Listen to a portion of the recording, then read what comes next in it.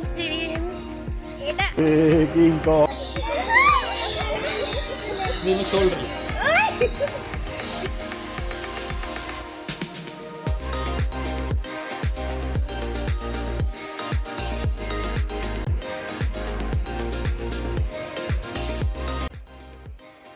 Hello বন্ধুরা, welcome back to my channel.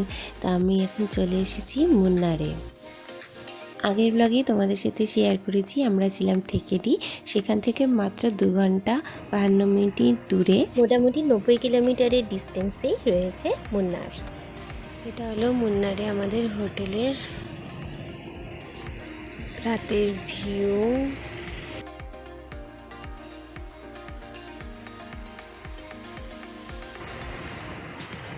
উঠতে যা ভয় পেয়েছি, খাড়া রাস্তা আর ওইখানে শহর।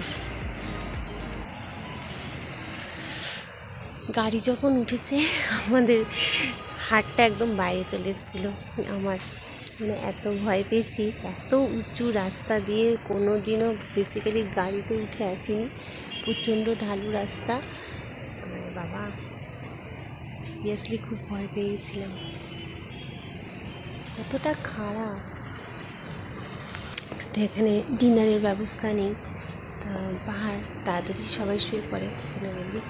সেটাই একটা প্রবলেম। এখন রাতে কী খাবো জানি না, দেখি কাপ স্যুপ আছে, কাপ স্যুপই হয়তো খেতে হবে। চলো দেখাই মুন্নারের হোটেল রুমটা কেমন ছিল। তো এই হলো আমাদের মুন্নারের হোটেলের রুমটা। আমাদের রুম নাম্বার ছিল 104। রুমের ভিতরে ঢুকেই ফার্স্টেই লেফট সাইডে পেয়ে গেছিলাম এই আলমারি উইথ মিরর।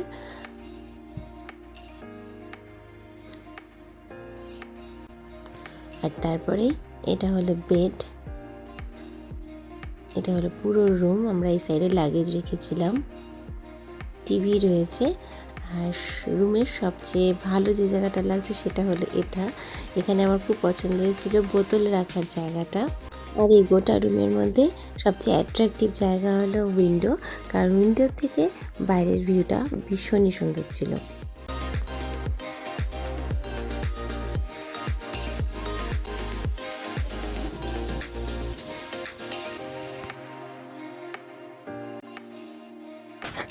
গুড মর্নিং সবাইকে। তো এখন হচ্ছে মুন্নারে আমাদের ফার্স্ট ডে, ভোরবেলা। আর কাছে পুরো ওস জমে গেছে, ওটা সরিয়ে বাইরের যে সিনারিটা দেখতে পাচ্ছি সেটা দেখো, এত সুন্দর। কি যে ভালো লাগছে ভোরবেলার এই সিনারিটা দেখে। আর কিছুক্ষণ পর যখন সূর্য উঠলো তখন এর ভিউ এখন দেখো।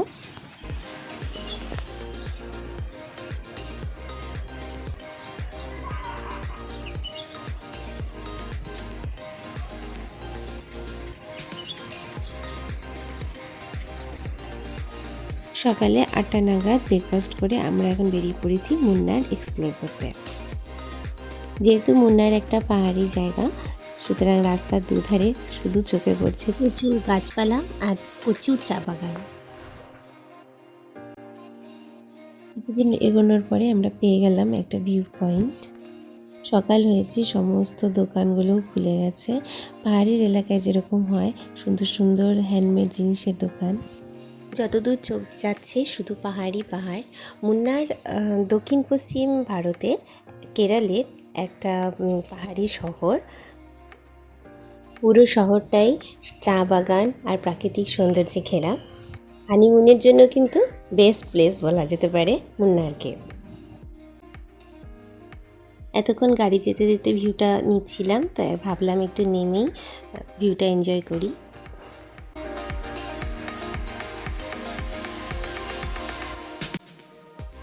চোখের সামনে দেখতে পাচ্ছ কত সুন্দর জায়গাটা। আর মুন্নারকে কিন্তু এই সৌন্দর্যের জন্যই দক্ষিণ ভারতের কাশ্মীরও বলা হয়ে থাকে। একটু আগে গাড়ি থামিয়েছিলাম অন্য একটা প্লেসে, এখন আবার দাঁড়িয়েছে আরেকটা ভিউ প্লেসে। যেদিকেই ক্যামেরা লেন্স ঘুরছে এক এক দিকে এক রকম সৌন্দর্য কিন্তু পাচ্ছি, আর কোনোটাই দেখবো না ভেবে ছাড়তে পারছি না।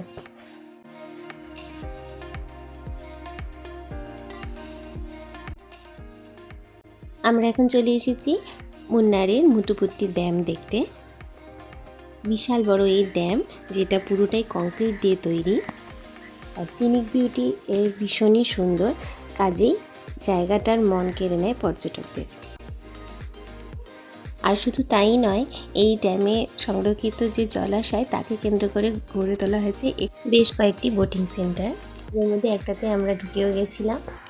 চলো দেখাই তোমাদের আমরা কতটা মজা করেছি। আমরা চলে গেছিলাম ইকো পয়েন্ট বোটিং সেন্টারে, আমাদের ড্রাইভারই মেনলি নিয়ে গেছিলো। এখানে বোটিংয়ের জন্য অনলাইন অফলাইন বুকিং দুটোরই ব্যবস্থা রয়েছে। 30 মিনিটের রাইডিং টাইম। প্যাডেল বোটিংয়ের 400 টাকা করে, যদি 2 সিটার হয়, 4 সিটার হলে 600 টাকা করে। আর ক্যামেরারও চার্জ তোমরা দিতেই পারো, 150 টাকা করে রয়েছে নর্মাল ক্যামেরা। আর প্রফেশনাল ক্যামেরা নিলে তোমাদের চার্জ পড়বে 600 টাকা।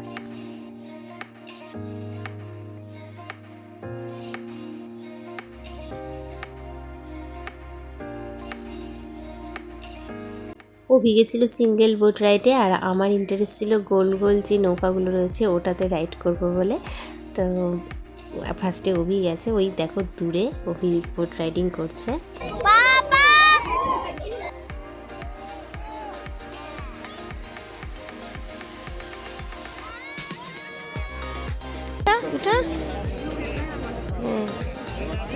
হ্যাঁ, অভি যখন ব্যস্ত একা একা বোট চালাতে, আমি আর কুকু তখন প্রস্তুতি নিচ্ছিলাম আমাদের স্পেশাল বোট রাইডিংয়ের জন্য।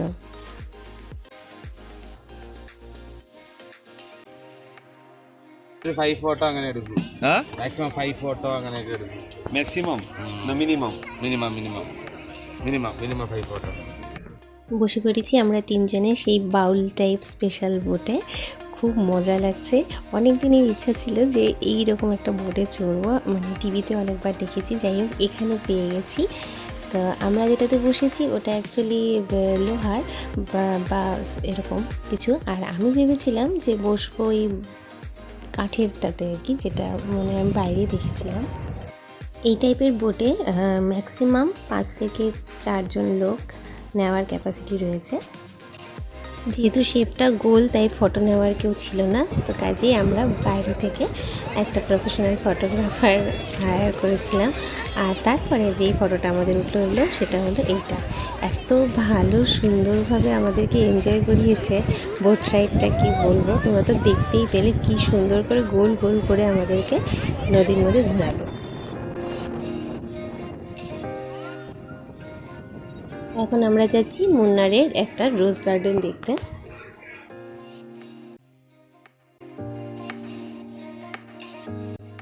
খুব সুন্দর একটা গার্ডেন ছিল, নামেই রোজ গার্ডেন ছিল, বাট এখানে আরও অন্য রকমেরও ফুলের সম্ভার ছিল। সাথে ছিল বিভিন্ন রকমের ইনডোর প্ল্যান্টস, আউটডোর প্ল্যান্টস।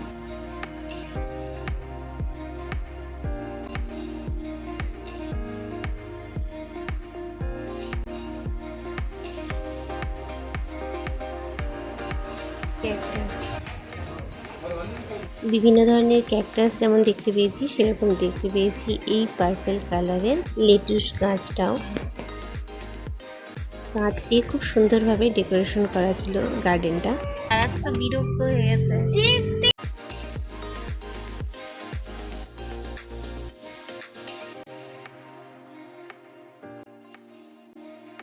আমরা সকাল থেকে ঘুরে বেড়াচ্ছি, তাই শেষমেশ কুহু আমাদের সবারই শরীর জবাব দিয়ে দিয়েছিল। মাঝখানে আমরা থেমেছিলাম একটুখানি লাঞ্চ করতে, তারপরে বেরিয়ে গেলাম আমরা টি স্টেট ঘুরতে।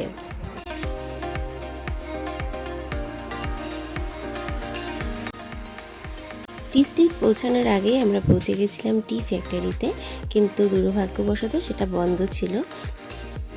যত সাউথের দিকে গেছি তত দেখলাম একটা জিনিস, যে এখানে কিন্তু মানডে করে সমস্ত জায়গায় ছুটি থাকে। এরপর চলে গেলাম সুন্দর একটা চা বাগান ঘুরতে। একদিকে মুন্নারের এটা একটা চা বাগান, অন্যদিকে মুন্নারের ভিউ পয়েন্ট।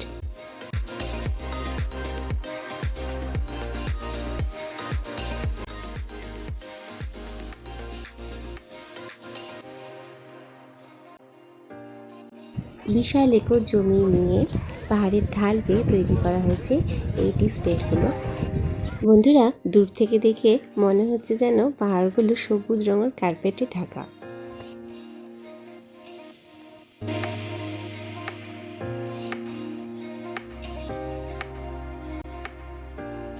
রাস্তার ওই উপর থেকে আমরা নিচে নেমে এসেছিলাম। নীল নীল যে দোকানগুলো তোমরা দেখছো, ওখানে চা, ভুট্টা এই সমস্ত স্টলগুলো রয়েছে।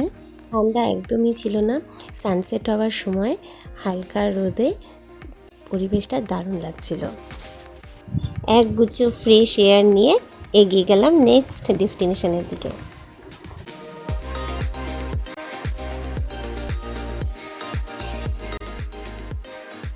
তবে জানো তো, মুন্নারে এসে নিজের বাড়ি বাড়ি ফিল হচ্ছিল। কেননা এই যে পিকচারটা আমরা দেখছি বা দৃশ্যটা, নেচারের যে বিউটিটা আমরা দেখতে পাচ্ছি, সেটা আমাদের নর্থ বেঙ্গলে আমরা যারা থাকি তারা কিন্তু প্রায়শই দেখতে পাই কালিম্পং, কার্শিয়াং এই সমস্ত সাইডে, এমনকি মালবাজারের দিকেও। আর আমার ব্লগ দেখছো অথচ এখন নর্থ বেঙ্গল ঘুরে আসোনি, তারা অতি অবশ্যই এরকম সিনারি আরও সুন্দর করে পেতে চলে এসো নর্থ বেঙ্গলে ঘুরতে। তবে কম্পেয়ার করব না, কারণ দু জায়গার সৌন্দর্য কিন্তু একদমই দুরকম। মুন্নারেরটাও যেরকম আলাদা, আমাদের নর্থ বেঙ্গলের কালিম্পং, কার্শিয়াংয়ে ওই সাইডেও কিন্তু একদমই আলাদা। দুটো জায়গায় নিজের নিজের থেকে কিন্তু খুবই সুন্দর।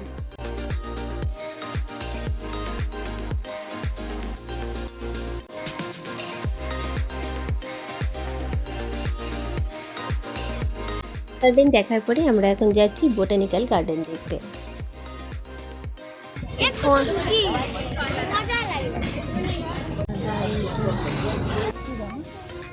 এটা হচ্ছে আমি।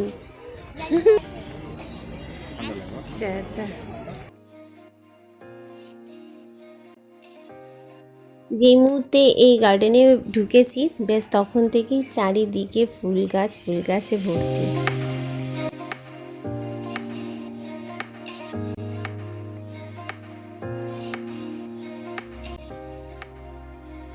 এটা মনে হচ্ছে একদম জবা গাছ, বাট ফুলগুলো একটু অন্যরকম। বাগানে ঢোকার রাস্তার দুই ধারে এই ধরনের গাছ রয়েছে, যার মধ্যে বেগুনি রঙের ফুল ফুটে রয়েছে, আর অদ্ভুত সুন্দর লাগছিল দেখতে। বোটানিক্যাল গার্ডেনে রয়েছে শপিংয়ের ব্যবস্থাও। তো কী কী পাওয়া যায় তার একটা ছোট্ট লিস্ট এখানে দেওয়া রয়েছে।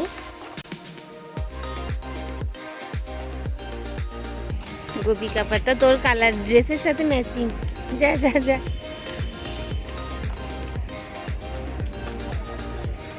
ফুলগুলো দেখে আমি অবাক দৃষ্টিতে তাকিয়ে রইলাম, কি সুন্দরই না ফুটেছে।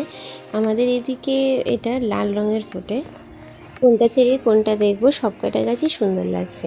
একটু এগিয়ে গেলাম, হঠাৎ করে জলের আওয়াজ পাওয়াতে কাছে গিয়ে দেখি এই বোটানিক্যাল গার্ডেনের ওই সাইডে রয়েছে একটা বেশ বড় নদী।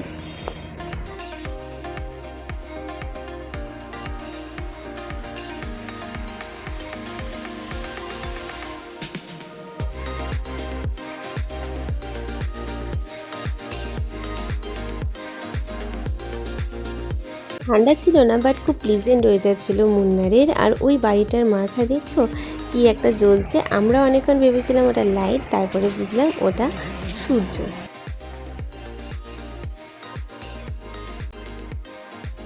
আরও কিছুটা দূর এগিয়ে গেলাম, আর এগিয়ে যাওয়ার পরেই চোখে পড়লো সূর্যমুখী ফুলের বিশাল বড় বাগান।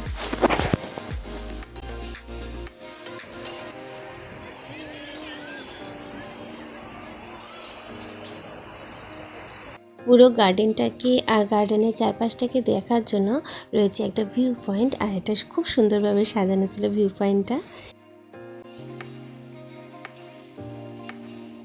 ধীরে ধীরে চারিদিকে লাইট জ্বলছে। বোটানিক্যাল গার্ডেনের যে ভিউটা সেটা চেঞ্জ হচ্ছে, কারণ এখন লেগে যাচ্ছে সন্ধ্যা। আবার একটু কিছুক্ষণ এগোনোর পর দেখা মিলল ডাইনোসর মহাশয়ের, আর তার পাশেই ছিল ছোটদের খেলার জায়গা। তো রাত বাড়ছিল, পার্কের ভিউটা আরও সুন্দর হচ্ছিল, কিন্তু এখন তো আমাদেরকে যেতেই হবে। এবার দেখাই রাতের আলোয় পার্কটা কতটা সুন্দর লাগছিল।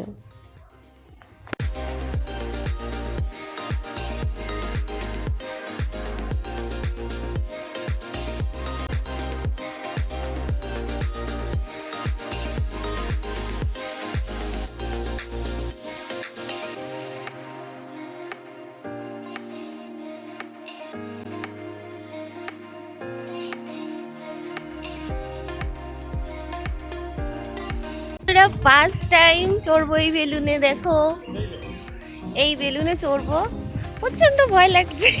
জানি না কেমন কি এক্সপিরিয়েন্স, বাট নতুন এক্সপিরিয়েন্স করি। যদি দেখি, নতুন এক্সপিরিয়েন্স করাটা তো দরকার, তাই না বলো? দেখো এটা খুব এক্সাইটেড আমি চড়ার জন্য। আমরা মানে এতদিন দেখেছি জাস্ট ইয়েতে, অনেক সিনেমায় টিনেমায়, বাট চড়িনি কোনো। কি বড়, কি বিগ দেখো। ওয়াও, আমরা এখানে কুটি কুটি লাগবে। কত বড়। তবে এই বেলুনটা এখান থেকে ছেড়ে বাইরে কোথাও যাবে না, দড়ি দিয়ে বাঁধা থাকে, জাস্ট উপরেই উঠবে। এটাই এনজয়মেন্ট। বড় তো উঠবে তো।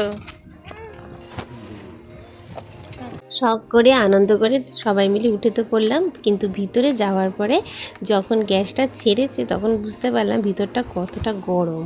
তবে যাই হোক, সব কিছু মেনে নেওয়া যায় এই প্রথম এক্সপিরিয়েন্সটা করার জন্য।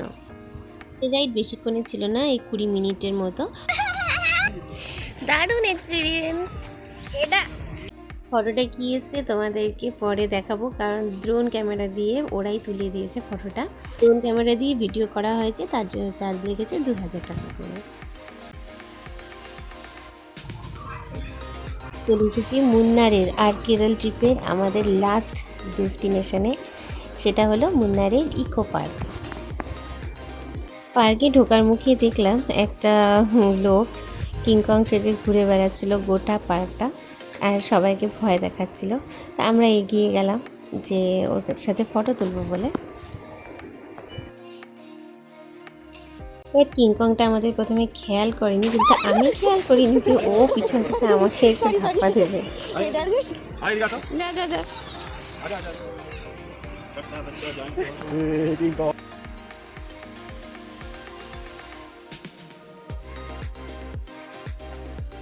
প্রচণ্ড গরমে কিংকংটা কিভাবে সারাদিন ঘুরে বেড়াচ্ছিল দেখে খারাপও লাগছিল, বাট ওটা ওর জব, কিছু করার নেই। হয়েছে অভিকে, অভির টুপিটাই নিয়ে নিয়েছিল।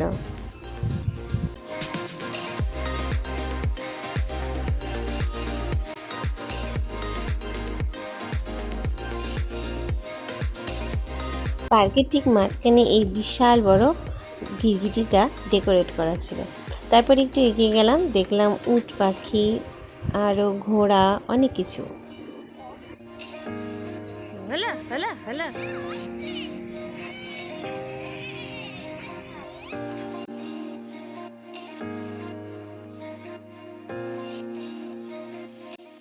পার্কের একটা সাইডে তৈরি করা হয়েছিল একটা ফলস ফাউন্টেন।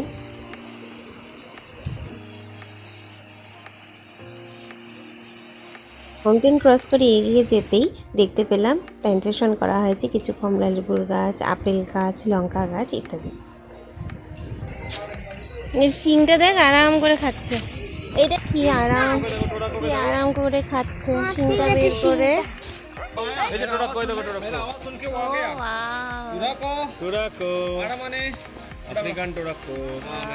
পাখিটার নাম ছিল টুরাকো। চেনা আওয়াজ পেতেই ও লাফাতে লাফাতে চলে আসে। फलवान पीकॉक इसका नाम। আর এরপর এলো সেইটার সময় যেটা করতে অভি এখানে আমাদেরকে নিয়ে এসেছিল। স্নেক হাতে ধরা যাবে সেটা এখানে অ্যালাউ ছিল। কি যে ভয় লাগছিল ধরতে, আমিও ধরেছি। আমি কই মাছই ধরতে ভয় পাই, কোনো পাখির বাচ্চা টাচ্চা ধরতেই ভয় পাই, সেখানে স্নেক আবার ও তো রীতিমতো জ্যান্তই ছিল, বাট খুব সফট ছিল। আবার মুখ উঁচু করে আমাদেরকে দেখছে। খুব এক্সাইটেড ছিল, বাট নিতে পারিনি, তাই একটু টাচ করে দেখেছিল। বাট অভির আর এনজয়মেন্ট শেষ হয়নি, ও হাতে নিয়েও ক্ষান্ত হয়নি, আবার সেটাকে গলায়ও নিয়েছে। বাপরে বাপ, ওকে দেখে আমরা রীতিমতো চমকে যাচ্ছিলাম। কি সুন্দর সব ছোট ছোট খরগোশ ছিল, আরও অনেক রকমের পাখি ছিল। আর এটা হচ্ছে একটা কালো কুচকুচি ইঁদুর। আবার একটা স্নেক ধরেছে, বাট এবার কিন্তু ছোট নয়, বেশ বড়। এখান দিয়ে জলেরও ব্যবস্থা আছে যাতে সবার একটু আরাম হয়। এরাও একটু আরাম পাচ্ছে বৃষ্টিটা হওয়াতে, ওরাও আরাম পাচ্ছে। বৃষ্টি না, বৃষ্টি না, জলের আওয়াজ, এখান দিয়ে হাওয়া। এই সত্যি ওদের কষ্ট হচ্ছিল, ওটা কিন্তু এটা কিন্তু ভালো ব্যবস্থা করেছে, আরাম পাচ্ছে। এই যে উপরে জল দিচ্ছে। স্নেক এরা তো ছিলই, তাছাড়াও আরও নতুন নতুন কিছু পশুর দেখা মিলল এই পার্কে।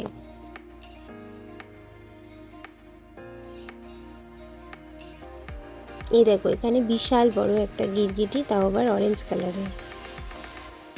ছিল রং বেরঙের অনেক পাখি। পার্কের ভিতর একটা ফ্রুট জুসের কাউন্টারও ছিল। কুকে সেখান থেকে একটু ফ্রুট জুস কিনে দিলাম, তারপরে কু চলতে গেল খেলতে।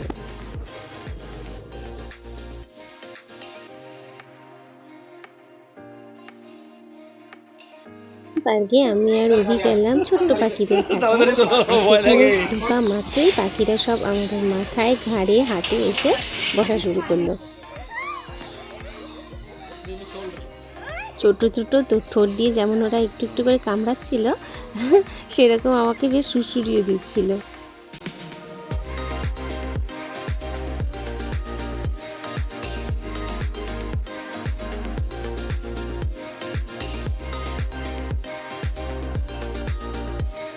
ও তো খেলায় ব্যস্ত ছিল, কিছুই জানতো না, বাট ওকে ডাক দেওয়াতে ও যেই এসেছে ব্যাস ওকে ওই কি আর ছাড়ে, ওর মাথায় গিয়ে বসে পড়েছে।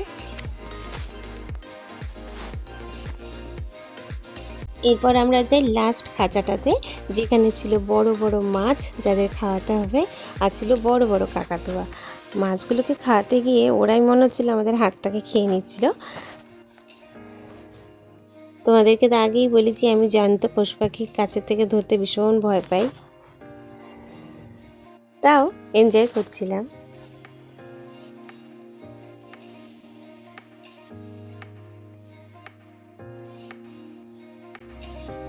আমি যেমন ভয় পাই, আমার কর্তার আবার বেশি সাহস।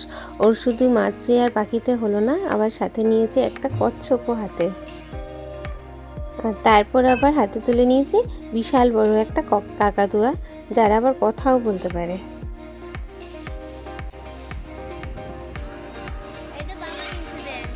তবে এদের এমনি এমনি নেওয়া যায় না, এখানকার ট্রেনাররা আমাদেরকে এদের নেওয়ার সিস্টেমগুলো বলে দিচ্ছিল, আর বিভিন্ন রকম সেফটির দিকটা খেয়াল করে হাতে গ্লাভস পরিয়ে তারপরেই আমাদেরকে দেওয়া হচ্ছিল।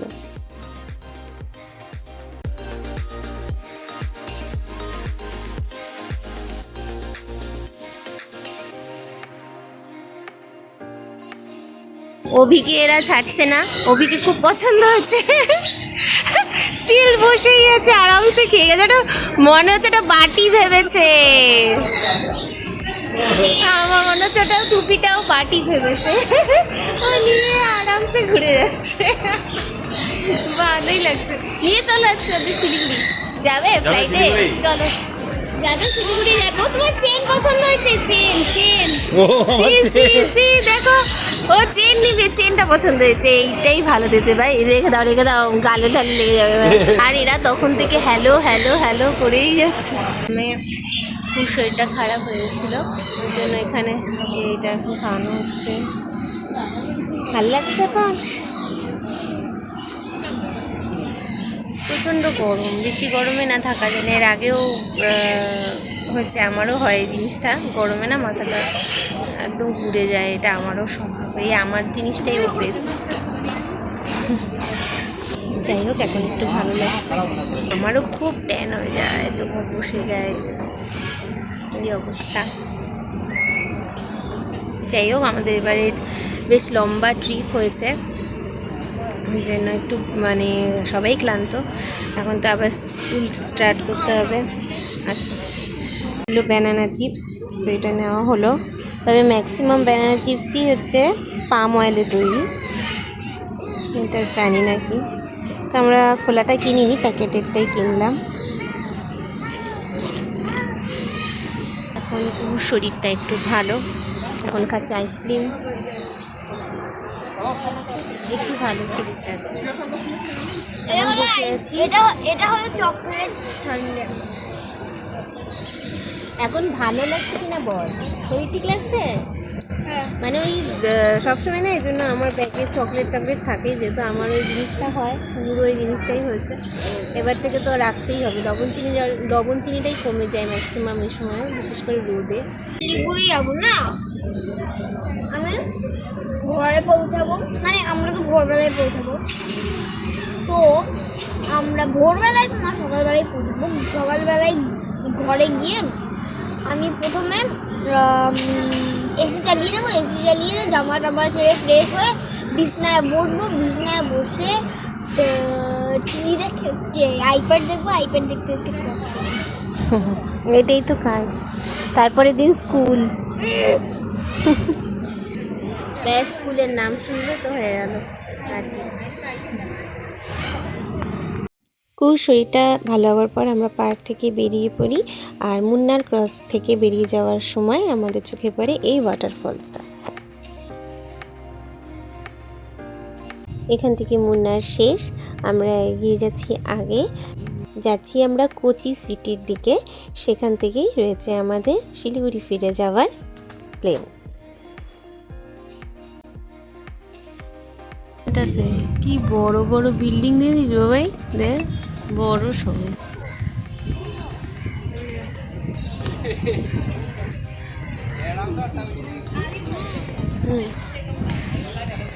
আমরা এখন এসেছি কোচিতে।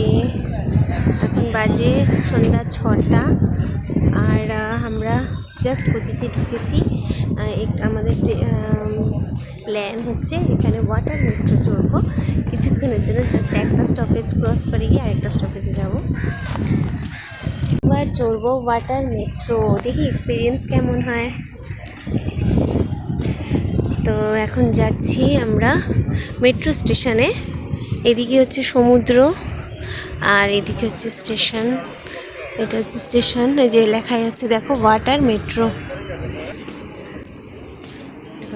নর্মাল মেট্রো স্টেশনের মতনই। আর এই হলো সেই ওয়াটার মেট্রো, যেটাই আমরা এখন বুঝতে চলেছি। ভিতরটা চলো দেখাই কতটা সুন্দর। এই দেখো সিটগুলো কীরকম, একদম নর্মাল যে আমরা মেট্রো রেল চড়ি ওরকমই, খালি ওটা যায় রেল লাইনে মানে রাস্তা দিয়ে, আর এটা যাচ্ছে জল দিয়ে।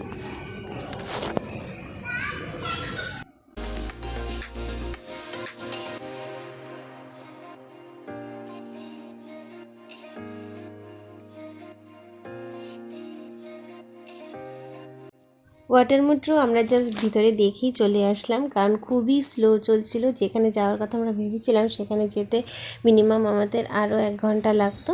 তো আমাদের ফ্লাইট যেহেতু ছিল 8টা নাগাদ, ফ্লাইট মিস হয়ে যেত, তাই আমরা বেরিয়ে পড়লাম এয়ারপোর্টের দিকে। তো আমাদের যে ড্রাইভার ছিল সে আমাদের বেশ ঘুরিয়েছে, ও বেসিক্যালি কোচিরই ছিল।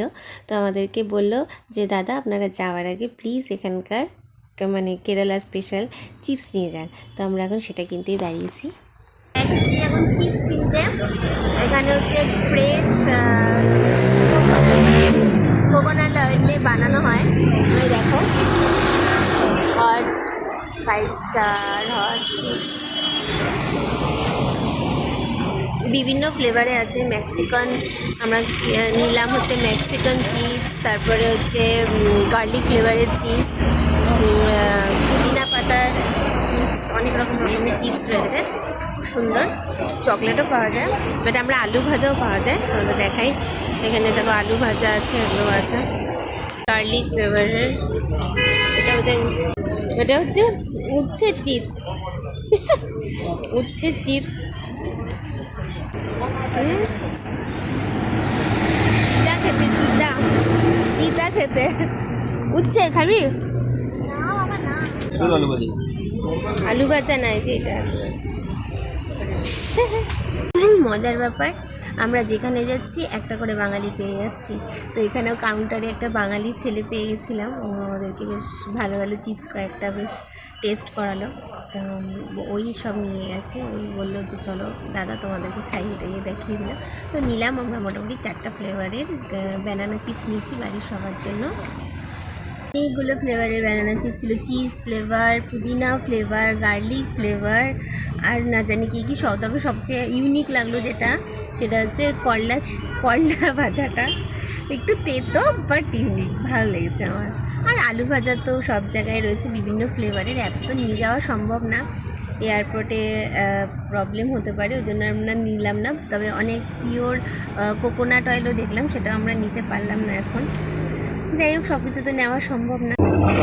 কীভাবে বানাচ্ছে ব্যানানা চিপসগুলো, মেশিনে কেটে, মেশিনে কাটে। এখানে সমস্ত করলা রাখা, বড় কড়াই হচ্ছে, এই যে এখানে আছে, বেশ ভালো ছেলেটা, বাঙালি, আসামের বাঙালি। জানি না কী কী কেনা হলো। এখন সব প্যাকিং, বাড়ি গিয়ে সব খুলবো, এখন আর কিছু খোলা না। কেন না, দেখেই যদিও খিদা পেয়ে গেছে আমার কুড়ানি, খেলবো না। না দেখেই যদিও খিদা পেয়ে গেছে, এখন এত লাগেজ হয়ে গেছে না, প্লেনে খোলাই মুশকিল বাপরে। কেরালা ট্রিপে এসে এত নতুন নতুন জিনিস এক্সপিরিয়েন্স করেছি, নতুন নতুন জিনিস দেখেছি, চমকের পর চমক পেয়ে যাচ্ছিলাম। এক তো বিভিন্ন ট্রিপের বিভিন্ন জায়গায় চমক পেয়েছি, বাট লাস্ট চমক ছিল এটাই, কোচির এয়ারপোর্ট। মানে ভাবতেই পারিনি এত সুন্দর। টাটা। তো এখানেই শেষ আমাদের বিশাল বড় কেরালা ট্রিপ। জানি তোমাদেরকে অনেক বিরক্ত করলাম আমার এই বিশাল বড় ট্রিপের গল্প শুনিয়ে। এরপরে আমরা লাউঞ্জে খেতে গেছিলাম, খেয়ে তারপরে আমরা উঠে যাই ফাইনালি আমাদের প্লেনে, যেটা ছিল প্রায় রাত্রি 12টার সময়। পরের দিন ভোরবেলায় পৌঁছে যাব আমরা শিলিগুড়ি। কেরালা ট্রিপের এতগুলো ব্লগ করেছি, বাট আমার মনে হয় সবথেকে বড় ছিল এই লাস্ট ট্রিপের ব্লগটা, যেটা ছিল মুন্নার ট্রিপ। যদি ভালো লেগে থাকে প্লিজ আমার চ্যানেলটা দেখো, তোমরা সাবস্ক্রাইব করো। আর এই যে লাস্ট ট্রিপটা, সেটা তোমাদের কেমন লাগলো আমাকে অবশ্যই করে কমেন্টে জানিও। ভালো লাগলে চ্যানেলটাকে সাবস্ক্রাইব করতে একদম ভুলো না, আর বেল আইকনটা অবশ্যই করে টিপে দিও, কারণ তোমরা জানো তোমাদের এই বন্ধু একটু ডিলে করে সব ব্যাপারে, তাই যাতে আমি নেক্সট ভিডিও দিলে তোমরা তার নোটিফিকেশান আগে পেয়ে যাও, তার জন্য প্লিজ নোটিফিকেশান বেলটা অবশ্যই করে টিপে দিও। দেখা হচ্ছে খুব শিগগিরই একদম নতুন একটা ব্লগ নিয়ে। ততক্ষণের জন্য টাটা, সবাই ভালো থেকো, সুস্থ থেকো, দেখা হচ্ছে আবার নতুন ব্লগে।